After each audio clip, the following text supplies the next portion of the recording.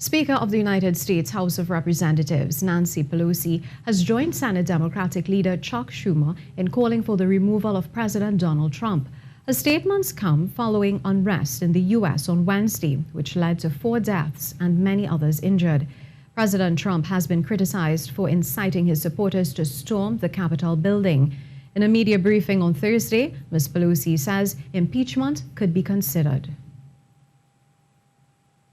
Unspeakable assault on our nation and our people. I join the Senate Democratic leader in calling on the Vice President to remove this president by immediately invoking the 25th Amendment. If the Vice President and the Cabinet do not act, the Congress may be prepared to move forward with impeachment. Republican Senator Lindsey Graham has declined the suggestion for the 25th Amendment to be invoked. At this point, I'm looking for a peaceful transfer of power. I'm looking for the next 14 days to reset, and we will hand off power in a traditional sense by it being a peaceful transfer. I talked to Mark Meadows this morning. The transition is going well. It is fully in place. If Vice President Mike Pence chooses to invoke the 25th Amendment, it would require the backing of the majority of Trump's cabinet to oust the president. President Donald Trump's ban on Facebook has been extended for at least the next 2 weeks until the peaceful transition of power is complete.